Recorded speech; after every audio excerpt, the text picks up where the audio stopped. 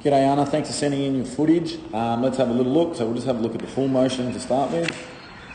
Okay, there it is. And we'll break it down. So in your report you'll see the breakdown, but we'll just go through it here so it makes a little bit more sense to you. So the first thing that I'm looking at is your ball grip, and that looks fantastic. Okay, that's exactly what I like to teach. You've got a good spread of fingers, you've got more on the front panel, and you've got one or two on the back there. So they're the main things that I'm looking for, is that you've got more fingers on the front, that they've got a good spread, and that they're placed comfortably on the ball. So you're ticking all those boxes, which is really good. Okay. From here, all right, we're just doing a walking kick at the moment, which is fine. Okay.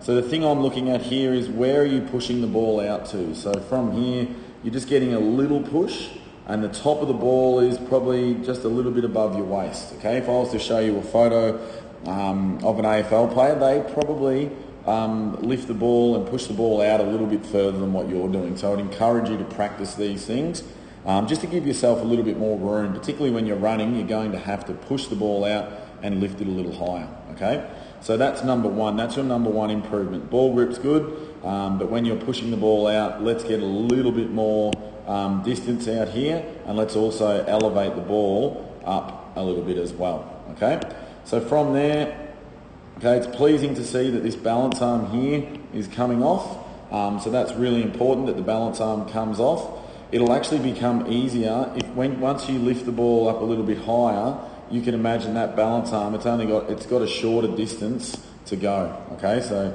once the ball, I'll try and draw that a little bit better for you. Once the ball's there, then your balance arm has only got that margin to go rather than that margin. Okay, so that's one of the main reasons why we like to push the ball out and lift it a little bit. Okay, so from here, let's look at the guiding phase. So you've done that. So we're guiding the ball, and it's really good, and I'd encourage you to try to keep this, is that most of the ball is below that line. So you're getting a nice ball drop. There's not too much margin for error there. So when you do adjust to push the ball out and lift it a bit further, I still want this ball drop to look similar. Okay, so you're going to have a long guide arm, which you do. Okay, long guide arm, and your wrist is pointing down and your fingers are pointing down towards the ground. Okay, at contact. All right, so that's your ball drop right there. Okay, so that is going to be a challenge. When you push the ball out and lift it more, we need to keep it the same as that, please. From here, we're going to look at contact. All right. So the main things I'm looking at is your foot firm. All right. So I'll show you some pictures. Your foot is firmish, but I would like it to be firmer. So I'd like that foot on a bit more of an angle if you can. Also, I think we need to get the ball a bit earlier. So by that I mean this lower leg. So I'll do that in this lower leg in a different colour. Okay. This is probably where you should be contacting the ball. Somewhere what I'm drawing there. This is just getting a little bit too far out. Okay, so we probably want to get the ball about there rather than here. Okay, I'm guessing that this ball got a little bit of height on it. If you want to kick those lower ones, okay, we can think about our contact point. All right. The other thing that I want to look at here is your ball position. All right, so we'll just zoom in a little. So your ball position is actually leaning back. We actually want it to be upright and a little bit forward, so you can see the difference there. All right, so I might do them in different colours for you. So you can see that this one is on this sort of angle, whereas the ball should be either upright on your foot or even a little bit forwards. So that's the difference there that we need at contact. Okay, I'll just zoom back out. So, and I think once you get this motion of pushing the ball out a little bit more, the key is once you push the ball out, okay, once you push it out that little bit further, you need to bring the ball back in. Okay, so once you push it out, then you need to bring it in a little bit, and that'll actually angle the ball back onto your foot so you can get it earlier. All right, so rather than getting it there, you actually will get it back here a little bit if you push it out and bring it back in. So I've got some drills that I'll show you how to do that, but that's going to be your key progression. All right, so that's your contact. Now your follow through. Pleasing thing is, look at that, nice to hip level. Okay. Your balanced leg looks pretty stable, but you're getting that leg up to hip level. So you should be getting some pretty good distance there. So I'm happy with that follow through with your leg. If you want to even get more distance, obviously that leg can come up. You know, Taylor Harris style is like this, but you know, for us mere mortals, we'll try to get it around there. All right, but that just depends how much power you want through it. Okay. The main thing, so probably the ball lift, and this is your two main areas improvement. You can see after you kick that your momentum is actually going back this way. So this was your kick foot, okay, and you kicked and you brought it back and you landed backwards. So I'll just show you that once more. So after contact, we're watching this foot here, okay. You've kicked and then you actually land backwards, okay. So there. So what I want you to do is after you kick, I actually want this momentum coming forwards, okay, and you should actually finish all the way out of screen, okay. There's a couple of kicks you can do if you want those lower, flatter ones after you kick. It's a good idea to land on your kick foot, okay. If you're kicking longer, we just need momentum going this way, and you should be going out of screen, okay. So that's one of the main areas for you. And that's probably about it for the side-on footage, okay? The only other thing that we could do early is just get these feet a little bit more active. So just get them moving a little bit more.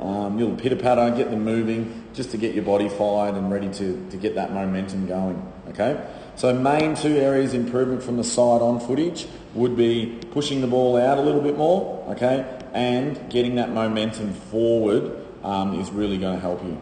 All right, let's have a look at some other footage, probably from the front on would be good. Okay. All right, Anna, so let's look at some front footage. I'll just do this in slow-mo.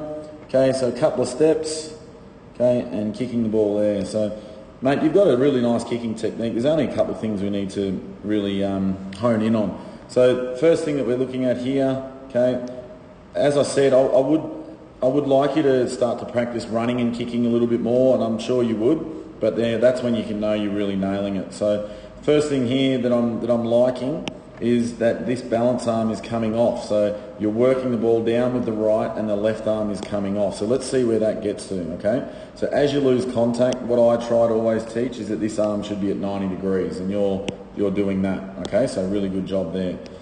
The other thing I always do is where do you lose control? So you've lost control there.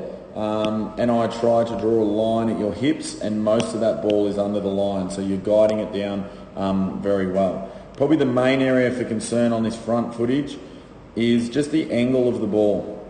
Okay, so you can see that ball is angled, I've probably gone a bit severe there, but it's angled like that. We really want this ball to stay in line with your kick leg, okay? So it should be upright and in line with your kick leg, and I'll show you a picture of Josh Kelly here, just to show you what it should look like, okay? So it's really important we keep, it's starting to go out there, okay? So we need to push that ball and get it straighter in line with our kick leg, okay? So that's the main one here, because you can see it's really affecting the position of the ball on your foot, okay? So that's the main one really from this front footage, okay?